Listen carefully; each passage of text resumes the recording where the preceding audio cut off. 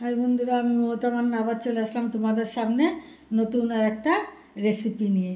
তো আজকে আমি যে রেসিপিটা বানাবো বন্ধুরা, সেটা হলো পাকা কাঁঠালের আটি ভর্তা।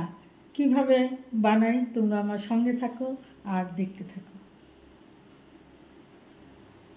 বন্ধুরা, এই যে কাঁঠালের যে আটিগুলো সেগুলো আমি সিদ্ধ করে নিয়েছি। আর এগুলো হাতের সাহায্যে আমি এইভাবে মেখে নেব, যেমন আলু সিদ্ধ মাখে ঠিক ওইভাবে আমি এগুলোকে ভালো করে ডলে ডলে মেখে নেব। আর লাগবে হলো পেঁয়াজ কুচি আর লঙ্কা কুচি। তো আমি কড়াইতে সরষের তেল দিয়ে দিয়েছি আর একটা শুকনো লঙ্কা দিয়ে দিলাম। তার সাথে আমি দিয়ে দেবো হলো পেঁয়াজ কুচি আর লঙ্কা কুচি।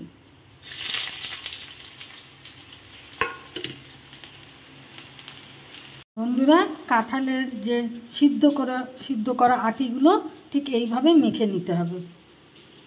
আটিগুলো এইভাবে একদম পেস্ট করে নিতে হবে। একদম আলু সিদ্ধটা যেইভাবে মাখা হয় ঠিক ওইভাবে মেখে নিতে হবে।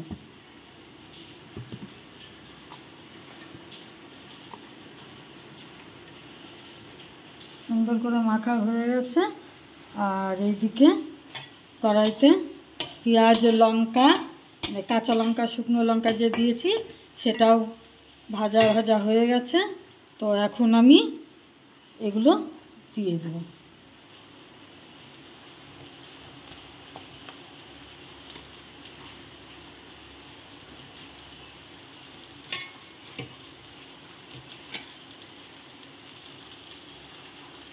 তো এর মধ্যে দিয়ে দেবো পরিমাণ মতো লবণ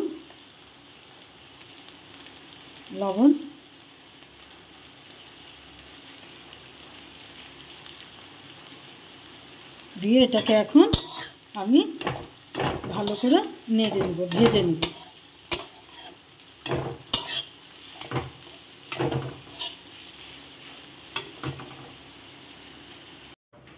বন্ধুরা, রেডি হয়ে গেছে ভর্তা, রেডি হয়ে গেছে। আমি এখন এটাকে কড়াই থেকে তুলে নেব।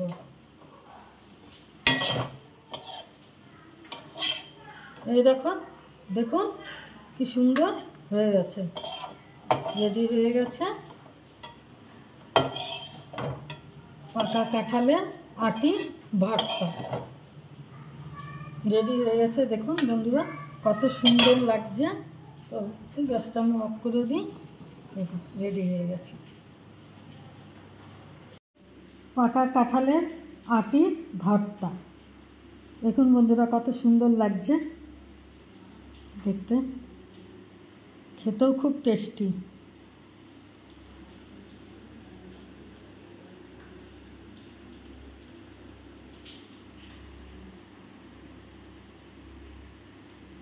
বন্ধুরা, রেডি হয়ে গেছে পাকা কাঁঠালের আটি ভর্তা।